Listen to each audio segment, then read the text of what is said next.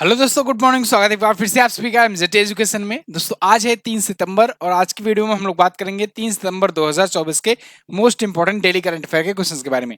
तो पूरी वीडियो ध्यान से देखिएगा, पूरी वीडियो डिटेल में आपको समझाई गई है। अगर वीडियो पसंद आएगी तो इसे लाइक, शेयर और चैनल को सब्सक्राइब जरूर करना। चलिए शुरुआत करते हैं हम लोग कल के रिवीजन से। कल हम लोगों ने पढ़ा था कि रमन मैग्सेसे पुरस्कार 2024 को से सम्मानित किया गया 4 व्यक्तियों और एक संस्था को। कर्मा फुनसो, फरविजा फरहान, मियाज़की हायाओ और डॉक्टर गुएन थी नोक फुओंग को। इसके अलावा रूरल डॉक्टर मूवमेंट को भी सम्मानित किया गया है। ठीक है ना, मूवमेंट को। तो ये एक संस्था थी, 4 व्यक्ति थे। उत्तर प्रदेश सरकार के द्वारा नई सोशल मीडिया नीति शुरू की गई है। इसके तहत सोशल मीडिया इन्फ्लुएंसर को 8 लाख रुपए पर महीने तक की धनराशि दी जाएगी। भारत सरकार ने अभी RailTel corporation, SJVN, SECI और एनएचपीसी इन 4 कंपनियों को नवरत्न कंपनी का दर्जा दिया है। टोटल नवरत्न कंपनियां हो गई हैं 25। इसके अलावा असना, तूफान असना आया हुआ है गुजरात के तटों पर। तो ये नाम दिया है पाकिस्तान ने, ये भी ध्यान रखना, ये नाम पाकिस्तान ने दिया है तूफान असना का। प्रोजेक्ट नमन शुरू किया गया है भारतीय सेना के द्वारा। मूडीज ने 7.2% का जीडीपी ग्रोथ रेट का अनुमान लगाया है इस फाइनेंशियल ईयर के लिए भारत की जीडीपी ग्रोथ का। इसके अलावा कोलंबो में कोलंबो सुरक्षा सम्मेलन सचिवालय स्थापित किया जाएगा। इस पर भारत, मालदीव, मॉरिशस और श्रीलंका ने हस्ताक्षर कर दिए हैं। ठीक है। इसके अलावा हम लोगों ने कल पढ़ा था कि नेपाल के पर्यटन बोर्ड ने एक बार फिर से पाटा गोल्ड अवार्ड जीत लिया है। और नाल्को जो है एक, इसको अभी हाल ही में बीजू पटनायक खेल पुरस्कार मिला है खेलों में बढ़ावा देने के लिए। और Cochin international airport limited Bharat का सबसे बड़ा एरो लाउंज लॉन्च किया है। ये टॉप 10 करंट अफेयर के क्वेश्चंस थे कल जो आपने पढ़े थे और इनका आपने किया है रिवीजन। अब आज के करंट अफेयर पढ़ेंगे। कल आपने इसकी क्विज नहीं सॉल्व की होगी तो जरूर जाकर के सॉल्व कर लेना। पीडीएफ भी डाउनलोड कर लेना। डिटेल वाली पीडीएफ आपको एमजेटी ऐप पर मिलेगी। एमजेटी ऐप का लिंक आपको डिस्क्रिप्शन में या फिर गूगल प्ले स्टोर पर यह ऐप मिल जाएगा। शुरू करते हैं। पहला क्वेश्चन आज का, हाल ही में विश्व नारियल दिवस कब मनाया गया? World coconut day. ये दोस्तों मनाया जाता है 2 सितंबर को। नारियल के प्रति अवेयरनेस फैलाने के लिए। नारियल का महत्व क्या है, नारियल कैसे हाइड्रेट रखता है, इसके अलावा शरीर में भी बहुत सारे ये पोषक तत्व प्रदान करता है। इसका व्यापार कैसे होता है, बहुत सारे, जैसे दक्षिण भारत के कई राज्य हैं। इसके अलावा श्रीलंका जैसे देश कोकोनट पर बहुत ज्यादा इनकी इकोनॉमी निर्भर करती है। ठीक है। तो इसके प्रति अवेयरनेस फैलाने के लिए ये दिवस मनाया जाता है। तो दुनिया के प्रकृति में पाए जाने वाले बहुमुखी उत्पादों में से एक है नारियल। 2 सितंबर 2009 से इसको मनाया जाना शुरू हुआ है और 2 सितंबर इसलिए चुना गया क्योंकि 2 सितंबर को ही इंटरनेशनल कोकोनट कम्युनिटी की स्थापना हुई थी 1969 में। ठीक है। तो इसीलिए 2 सितंबर चुना गया और 2009 से मनाया जाता है। अगला, सितंबर 2024 में सर्वोच्च न्यायालय के ध्वज और प्रतीक चिन्ह का अनावरण किसने किया है? Very most important question.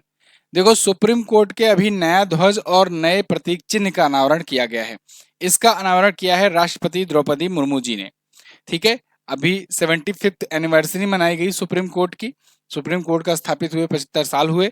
तो इसी के अवसर पर नया फ्लैग और नया इंसाइन जो है ये जारी किया गया। कुछ इस प्रकार से ब्लू कलर का ये फ्लैग है और ये इंसाइन है। इसमें आपको सुप्रीम कोर्ट की तस्वीर दिख जाएगी, एक संविधान की पुस्तिका दिख जाएगी। ठीक है। मैं आपको सब डिटेल दे रहा हूं। यहाँ से प्रत्येक लाइन से क्वेश्चन बनेगा, ध्यान रखना, प्रत्येक लाइन से क्वेश्चन बनेगा। आपके लिए जो भी कंटेंट लिखता हूं ना, मैं खुद से लिखता हूं। ठीक है। कंटेंट में, एक्सप्लेनेशन में मैंने 8 सालों में, पिछले 8 सालों में बहुत लोगों को ये काम दिया और यही वजह है कि वीडियो लेट भी आती है आप लोगों के, क्योंकि मैंने अपने टीम मेंबर में बहुत लोगों को काम दिया इसको लेकर के, लेकिन किसी का एक्सप्लेनेशन मुझे पसंद नहीं आता है। मुझे लगता है कहीं न कहीं ये पॉइंट छूट गया, ये पॉइंट पूछा जा सकता था और इन्होंने नहीं लिखा है। यही वजह रहा, मुझे ही लिखना पड़ता है हर बार। इसीलिए जो भी यहाँ पर चीज़ें लाई जाती हैं वो आपको सबसे यूनिक दिखेंगी, सबसे ज़्यादा कंटेंट दिखेगा। हर एक क्वेश्चन के एक्सप्लेनेशन में मेरी कोशिश ये रहती है कि आपको हर एक कंटेंट मिल जाए, जो कोई सा भी एक छोटा सा भी टुकड़ा भी छूट ना जाए एग्जाम के लिए। तो जो भी यहाँ पर डिटेल रहता है, मैं आपको कई बार बताया हुआ हूँ कि आजकल पहली लाइन से कम पूछे जा रहे हैं, यहाँ की लाइनों से ज़्यादा क्वेश्चन पूछे जा रहे हैं। मतलब जो एक्सप्लेनेशन होता है रिलेटेड क्वेश्चन का, वो ज्यादा पूछा जा रहा है।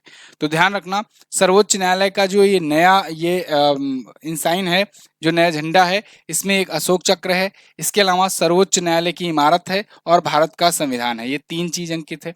कलर किस कलर का है ध्वज का? तो ध्वज का रंग है नीला। ऐसे क्वेश्चन पूछे गए हैं। देवनागरी लिपि में यहाँ पर लिखा गया है, ध्यान रहे, लिपि भी पूछी जाती है। तो देवनागरी लिपि में लिखा गया है भारत का सर्वोच्च न्यायालय और यतो धर्मस्तो जयः। अब ऐसे क्वेश्चन पूछा जाएगा कि भारत के अभी सर्वोच्च न्यायालय का नया ध्वज का अनावरण किया गया, उसमें यतो धर्मस्तो जयः अंकित है, इसका क्या अर्थ है? तो इसका अर्थ जब पूछा जाएगा तब आप बताओगे जहां धर्म है वहीं विजय है, यतो धर्मस्तो जयः। ठीक है, ध्यान रखना। और किसने उदाहरण किया? राष्ट्रपति द्रौपदी मुर्मू जी ने किया है। जिला न्यायपालिका राष्ट्रीय सम्मेलन अभी आयोजित किया गया था, उसी अवसर पर इन्होंने किया है। अगला, भारतीय वायुसेना के नए उप प्रमुख कौन बनाए गए? तो भारतीय वायुसेना के नए उप प्रमुख दोस्तों बन गए हैं एयर मार्शल तेजिंदर सिंह जी। इनका नाम याद रख लीजिए क्योंकि आगे आने वाले टाइम पर ये आपको भारतीय वायुसेना के प्रमुख के रूप में नजर आएंगे। तो भारतीय वायुसेना के अभी उप प्रमुख ये नियुक्त किए गए हैं। ठीक है, यहाँ पर देखिए deputy chief of air staff नियुक्त किया गया है। ये 2007 में वायुसेना पदक जीत चुके हैं। इसके अलावा 2022 में भारत के राष्ट्रपति के द्वारा अति विशिष्ट सेवा पदक से भी सम्मानित किए गए हैं। ठीक है, वायुसेना मेडल और एवीएसएम अति विशिष्ट सेवा मेडल। ये इंडियन एयरफोर्स की लड़ाकू विमान शाखा में ना काफी ज्यादा एक्सपीरियंस रखते हैं और इनको लड़ाकू विमान वाले भी स्क्वाड्रन में ही इनको शामिल किया गया था जब ये आए हुए थे 1987 में तब। भारतीय वायुसेना के वर्तमान अध्यक्ष हैं एयर मार्शल विवेक राम चौधरी। भारतीय वायुसेना जब भी बात आए तो याद रखना 1932 में इसकी स्थापना हुई थी। ठीक है, और 8 अक्टूबर का वो दिन था, इसीलिए 8 अक्टूबर को हम लोग मनाते हैं वायुसेना दिवस। वायुसेना दिवस मनाते हैं 8 अक्टूबर को। 4 दिसंबर को नौसेना दिवस, 15 जनवरी को थल सेना दिवस। अगला, हाल ही में किसे ओलंपिक ऑर्डर से सम्मानित किया गया? तो भाई जहां पर आयोजित होता है ओलंपिक, उनके राष्ट्रपति या राष्ट्राध्यक्ष को ओलंपिक ऑर्डर दे देते हैं लोग। जैसे जापान में जब टोक्यो ओलंपिक हुआ था तो जापान के जो प्राइम मिनिस्टर हैं उनको दे दिया गया। अभी ओलंपिक पेरिस ओलंपिक समापन हुआ तो पेरिस के जो राष्ट्रपति हैं इमैनुअल मैक्रोन, इनको दिया गया ओलंपिक ऑर्डर। ये क्यों दिया जाता है? सक्सेसफुली आयोजन करने के लिए, कि अपने देश में इन्होंने सक्सेसफुली आयोजन किया। तो ये आपको दिख रहे हैं दोस्तों, कौन? थॉमस बाख दिख रहे हैं। इन्होंने सम्मानित किया है किसको? इमैनुअल मैक्रोन को, जो कि राष्ट्रपति हैं फ्रांस के।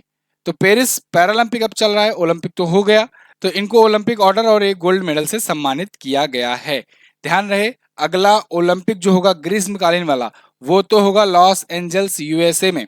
ठीक है, जो 2028 में होगा। 2032 वाला ब्रिस्बेन ऑस्ट्रेलिया में, 2036 वाला हो सकता है भारत में हो। लेकिन जो शीतकालीन होगा ये 2026 में होगा, और ये कहां पर होगा? मिलान कार्टिना, मिलान में होगा और कार्टिना डी एम्पोज में, दोनों इटली में है। तो इटली में अगली बार आयोजित किया जाएगा शीतकालीन वाला। शीतकालीन वाला भी इंपॉर्टेंट है, याद रखना, यहीं से क्वेश्चन बन जाएगा। ठीक है, चलिए अगला। अच्छा, वैसे इमैनुअल मैक्रोन की बात करें तो अगर आपको याद आ रहा हो तो 2018 में इनको चैंपियंस ऑफ अर्थ का अवार्ड मिला था, पीएम मोदी के साथ चैंपियंस ऑफ अर्थ का अवार्ड मिला था। इस अवार्ड को इनके साथ पीएम मोदी ने भी शेयर किया था, दोनों को मिला था एक साथ। क्यों मिला था? इंटरनेशनल सोलर अलायंस को स्थापित करने के एवज में। अगला, भारत फ्रांस की संयुक्त पहल पर किया गया था ना। अब मैप में अगर आप लोकेशन देखना चाहोगे तो आपको यहाँ पर अपना प्यारा भारत दिख जाएगा। यहाँ से आपको आना है यूरोप में, काफी दूर है। यूरोप में आइए तो यूरोप में ये आपको कंट्री दिखेगी फ्रांस। ठीक है ना, फ्रांस, और इधर आपको यूनाइटेड किंगडम दिखेगा। फ्रांस और यूनाइटेड किंगडम को कौन अलग करता है? इंग्लिश चैनल अलग करता है। ठीक है ना, चलिए। तो फ्रांस की राजधानी होती है पेरिस। पेरिस में किसका किसका हेडक्वार्टर है? चलो बताओ, पेरिस में किसका हेडक्वार्टर है? सबसे पहले तो आप बताओगे पेरिस में यूनेस्को का हेडक्वार्टर है। इसके अलावा किसका है? FATF financial action task force का हेडक्वार्टर है। पेरिस में ही आईफल टावर है। आगे बढ़ते हैं। 2024 में महिला एशियाई चैंपियनशिप, इसकी मेजबानी दोस्तों कौन करेगा? बिहार करेगा। बिहार के राजगीर जिले में आयोजित किया जाएगा महिला एशियाई चैंपियंस ट्रॉफी। इसमें चीन, जापान, कोरिया, मलेशिया, थाईलैंड जैसी टीमें इसमें शामिल होने वाली हैं और 11 नवंबर से 20 नवंबर के बीच आयोजित किया जाएगा राजगीर बिहार में, राजगीर हॉकी स्टेडियम में। तो महिला हॉकी एशियाई चैंपियंस ट्रॉफी होने वाली है बिहार में। ओके, चलिए आगे देखते हैं। एथलेटिक्स में 2 पैरालंपिक पदक जीतने वाली पहली भारतीय महिला कौन बनी? एथलेटिक्स में 2 पैरालंपिक पदक ये आ चुका है और जीता है प्रीति पाल ने। हालांकि दोनों पदक जो हैं ये ब्रॉन्ज मेडल हैं, लेकिन एथलेटिक्स में 2 पैरालंपिक एक ही पैरालंपिक गेम्स में जीतने वाली ये पहली भारतीय महिला बन गई हैं। इन्होंने 200 मीटर की T35 कैटेगरी और 100 मीटर की T35 कैटेगरी में जीता है ब्रॉन्ज मेडल। ठीक है, तो 2 मेडल इनके हो गए हैं। अभी जब मैं वीडियो रिकॉर्ड कर रहा हूँ, आज तक की मैं अगर खबर बताऊं तो भारत के 2 गोल्ड आ चुके हैं। ठीक है, और उसके बाद फिर 2 सिल्वर भी आ चुके हैं और लगभग 5 जो है ये ब्रॉन्ज आ चुके हैं। अभी भारत शायद 27वां 28वां स्थान पर चल रहा है। अभी पैरालंपिक क्योंकि आयोजित हो रहा है तो संख्या बढ़ रही है और लगातार बढ़ रही है। मेडल्स अपने खूब आ रहे हैं पैरालंपिक्स में, मतलब ओलंपिक के कंपैरिजन में। ऐसा भी नहीं है कि टॉप पर चल रहा है इंडिया। फिलहाल प्रीति पाल जो है इन्होंने 2 जीता है। इसके अलावा मैंने अवनी लेखरा के बारे में बताया था कि इस बार का पहला गोल्ड किसने जीता भारत के लिए पैरालंपिक में? अवनी लेखरा ने जीता हुआ है, ये भी ध्यान रखना। तो ये ट्रैक एंड फील्ड में 2 मेडल जीतने वाली पहली भारतीय महिला हैं। अगला, राष्ट्रीय शिक्षक पुरस्कार 2024 के लिए स्कूली शिक्षा और साक्षरता विभाग द्वारा कुल कितने शिक्षकों का चयन किया गया? तो दोस्तों, राष्ट्रीय शिक्षक पुरस्कार की का अनाउंसमेंट हो गया है। परसों यानी 5 सितंबर को दिया जाएगा। आज 3 सितंबर है, 5 सितंबर को राष्ट्रीय शिक्षक दिवस मनाया जाता है। उसी दिन राष्ट्र के शिक्षकों को सम्मानित किया जाता है। टोटल 50 शिक्षकों को इस बार सम्मानित किया जाएगा। 50 प्लस 32 और जोड़ लो, क्योंकि 16-16 2 अलग डिपार्टमेंट के हैं, कौशल शिक्षा विभाग को भी लिया गया है। तो वैसे तो टोटल 82 लोग को दिया जाएगा, लेकिन देश भर के जो विद्यालय हैं उन विद्यालयों से 50 को सम्मानित किया जाएगा। आप यहाँ पर देख पाओगे, पीआईबी का आर्टिकल है। मिनिस्ट्री ऑफ एजुकेशन ने ये नोटिफिकेशन जारी किया है कि department of school education and literacy select 50 teachers from schools and across India for national teacher award 2024। तो 50 टीचर्स हैं ऐसे जिन्हें अभी राष्ट्रीय शिक्षक पुरस्कार दिया जाएगा। और एक बात और याद रखना, वैसे तो 50 के अलावा इसको आपको जोड़ना है अलग से। टोटल तो सम्मानित किया जाएगा 82 लोगों को, लेकिन ये 2 जो हैं ये उच्च शिक्षा विभाग के 16 और कौशल विकास और उद्यमिता मंत्रालय के 16 हैं। तो इन दोनों को अलग लिया गया है 32 को। ठीक है, और स्कूलों से और विश्वविद्यालयों से 50 को लिया गया है ओवरऑल। आप लोग को भी अप्लाई करना है तो मैं भी क्राइटेरिया बता दूंगा, अप्लाई कर लेना अगली बार। तो इसमें जो 50 शिक्षक हैं ये 28 राज्यों से हैं, 3 केंद्र शासित प्रदेशों से हैं और 6 संगठनों से जुड़े हुए हैं, और इनमें 16 महिलाएं हैं। अगर आपसे पूछा जाएगा कि इस बार के राष्ट्रीय शिक्षक पुरस्कार में कितनी महिला शिक्षकों को सम्मानित किया गया, तो 16 महिला शिक्षक, 2 दिव्यांग और 1 CWSN, 34 पुरुष को। विज्ञान भवन नई दिल्ली में परसों 5 सितंबर को राष्ट्रीय शिक्षक दिवस के दिन इसे शिक्षा मंत्रालय के द्वारा दिया जाएगा। ठीक है, अब एक चीज और, हाँ, अप्लाई कैसे करें? तो देखो, अप्लाई करने के लिए क्राइटेरिया ये है कि आपको किसी गवर्नमेंट या किसी रिकॉग्नाइज ऐसे कॉलेज से संबद्ध होना होगा, उसका टीचर होना होगा, और मिनिमम 10 साल से आप सेवाएं दे रहे हो टीचर के रूप में, तब आप अप्लाई कर देना। ठीक है, मिनिस्ट्री ऑफ एजुकेशन की वेबसाइट में जा करके सब कुछ ठीक रहा तो फिर आपको मिल जाएगा अगली बार। 133वां डूरंड कप का खिताब किसने जीता? Most important question. देखो, डूरंड कप एशिया का सबसे पुराना फुटबॉल टूर्नामेंट होता है और इस बार 133वां संस्करण था। इसको जीत लिया दोस्तों किसने? North East United football club ने। North East United football club ने मोहन बागान को हरा करके ये जीत लिया है। मोहन बागान अब तक की सबसे सक्सेसफुल टीम रही है, क्योंकि इस 133 के संस्करण में 17 अकेले मोहन बागान ने जीता हुआ है। तो फिलहाल नॉर्थ ईस्ट फुटबॉल क्लब ने इस बार इनको हरा दिया है। नॉर्थ ईस्ट यूनाइटेड ने इनको अभी पेनाल्टी शूटआउट में 4-3 से हराया है। 31 अगस्त को फाइनल मैच खेला गया विवेकानंद युवा भारती क्रीडांगन कोलकाता में। ये फाइनल मैच का स्टेडियम रहा। इस बार का आयोजन दोस्तों 4 जगहों पर 4 राज्यों में किया गया। कोलकाता यानी पश्चिम बंगाल, कोकराझार यानी असम, जमशेदपुर यानी झारखंड और शिलांग मेघालय। तो ये 4 राज्यों में इस बार आयोजित किया गया था, जिनमें जमशेदपुर में आज तक कभी नहीं हुआ था। जमशेदपुर में पहली बार हुआ था, तो ये भी ध्यान रखना बात। ठीक है जी, तो 17 बार चैंपियन रही है मोहन बागान, जो इस बार हार गई, या कहें कि रनर अप रही। अगला, सितंबर 2024 में केंद्र सरकार ने किसे हिंदुस्तान एरोनॉटिक्स लिमिटेड यानी HAL के चेयरमैन का अतिरिक्त प्रभार सौंपा? तो HAL के नए चेयरमैन बन गए हैं दोस्तों कौन? DK Sunil. Doctor DK Sunil आपको यहां पर दिख रहे हैं, ये अतिरिक्त प्रभार ले रहे हैं। और ये किसकी जगह पर आ रहे हैं?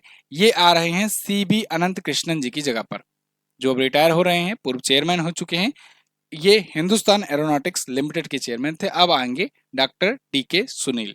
ओके, तो इनको दोस्तों रडार सिस्टम में, इसके अलावा जो ऑटोमेटिक उड़ान नियंत्रण प्रणाली है उसमें, और इंडिजीनियस मल्टी रोल हेलीकॉप्टर में, स्वदेशी मल्टी रोल हेलीकॉप्टर में, और यूटिलिटी हेलीकॉप्टर मरीन में, इन सब कार्यक्रमों में काफी अच्छा इनके पास अनुभव रहा है। फिलहाल हिंदुस्तान एरोनॉटिक्स लिमिटेड की स्थापना 1940 में हुई थी। हेडक्वार्टर इसका बड़ा पूछा जाता है, हेडक्वार्टर इसका बेंगलुरु में है, ध्यान रखना। कहां पर है? बेंगलुरु में। अगला, भारत में प्रत्येक वर्ष 1 सितंबर से 7 सितंबर तक किस सप्ताह के रूप में मनाया जाता है? तो देखो, भारत में सितंबर का महीना जो होता है ना, ये पोषण को लेकर के होता है। अब देखो, अगस्त वगैरह में खूब बढ़िया से बारिश वगैरह हुई रहती है, सब्जियां वगैरह उगाई जाती हैं, है ना, पोषक तत्वों की भरमार रहती है। तो ऐसे में सितंबर का महीना ये कहा जाता है कि भैया खूब बढ़िया से पोषक तत्व खाओ। तो 1 से 7 सितंबर राष्ट्रीय पोषण सप्ताह मनाया जाएगा, और 1 से 30 सितंबर राष्ट्रीय पोषण माह मनाया जाएगा। ठीक है, हर बार। तो इस बार 1 से 7 सितंबर तक क्या मनाया गया? राष्ट्रीय पोषण सप्ताह। वेरी वेरी मोस्ट इंपॉर्टेंट, याद रखना। इसकी थीम भी बहुत पूछी जाती है, कई बार पूछी गई है। न्यूट्रिशन वीक जो है 1 सितंबर से 7 सितंबर तक चल रहा है, और न्यूट्रिशन मंथ जो है 1 सितंबर से 30 सितंबर तक का पूरा चल रहा है। इस बार की थीम क्या है? सभी के लिए पौष्टिक आहार, यानी न्यूट्रियस फूड फॉर ऑल। अब देखो, पोषक तत्व, हरी सब्जियां, हरी साग सब्जियां और हेल्दी फूड खाने से बढ़ता है। पोषण की जरूरत भी है इंडिया में, क्योंकि हेल्दी लाइफ स्टाइल अब रह नहीं गई है ना। हेल्दी लाइफ स्टाइल बहुत ज़्यादा जरूरी है। इंडिया में हेल्थ को लेकर उतना जो लोग कॉन्शियस रहते नहीं हैं अन्य देशों के मुकाबले, लेकिन इससे थोड़ा सा लाइफ एक्सपेक्टेंसी बढ़ती है। मैं दूसरे को ज़्यादा ज्ञान दे रहा हूँ, मैं खुद ही वैसे हूँ। 1 से 30 सितंबर को राष्ट्रीय पोषण माह मनाया जाता है। तो ये थे आज के दिन के टॉप 10 करंट अफेयर के क्वेश्चन। आई होप आपको वीडियो पसंद आई होगी। अगर वीडियो पसंद आई है तो इसे लाइक और शेयर कीजिएगा। एमजेटी ऐप पर इसकी डिटेल पीडीएफ मिल जाएगी। डिटेल पीडीएफ बहुत जरूरी है, वहां से जाकर के रिवीजन किया कीजिए। फ्री क्विज भी आप जाकर के लगा लिया करो एमजेटी ऐप पर। ठीक है, अर्जुन बैच जो है ये लाइव है, जिनको जिनको एडमिशन लेना है ले लो एडमिशन, क्योंकि एनटीपीसी की वैकेंसी अब शो हो चुकी है। 14 तारीख से आपका फॉर्म फिलअप होना शुरू हो जाएगा। एनटीपीसी में एनरोल करो और अपना सिलेक्शन जो है इसको पक्का करो। अर्जुन बैच आपको एमजेटी ऐप पर मिलेगा, सिर्फ और सिर्फ एमजेटी ऐप पर। जबरदस्त तैयारी कराई जा रही है, अभी शुरुआत ही हुआ है बैच, जल्दी से एनरोल कर लो, क्योंकि अब क्लासेस आपकी चलना शुरू हो गई हैं। सीरियस हो जाओ, एनटीपीसी का एग्जाम काफी अच्छा एग्जाम होने वाला है। केंद्र सरकार ने आईओसीएल का अंतरिम अध्यक्ष किसे नियुक्त किया है? कल मैंने पूछा था, तो सतीश कुमार वुडगुरु को नियुक्त किया गया है। और खेल मंत्री डॉक्टर मनसुख मंडाविया के द्वारा रीसेट कार्यक्रम शुरू किया गया। रीसेट का पूरा नाम क्या है? तो रीसेट का पूरा नाम है रिटायर्ड प्लेयर एम्पावरमेंट ट्रेनिंग। आज आपको क्या बताना है? आज बताना है रमन मैग्सेसे पुरस्कार की शुरुआत कब हुई, बताइए। एशिया के नोबेल के बारे में सब कुछ बताइए आज। वर्तमान समय में नवरत्न कंपनियों की कुल संख्या कितनी है, ये भी बता दीजिएगा। दोनों क्वेश्चंस के बारे में आपको जो भी पता हो डिटेल में जरूर आंसर करने का कोशिश करना। और हाँ, इस वीडियो को पसंद आएगी तो लाइक शेयर जरूर करना। सामान्य विज्ञान की ई बुक चाहिए या अर्थवार्स की चाहिए, ये सब आपको एमजेटी ऐप पर मिल जाएगी। मंथली करंट अफेयर की भी अगस्त महीने की ई बुक आज से अवेलेबल हो जाएगी, तो आप उसको भी ले सकते हो। थैंक यू सो मच, मिलेंगे अगली वीडियो में, तब तक के लिए नमस्कार, जय हिंद, वंदे मातरम।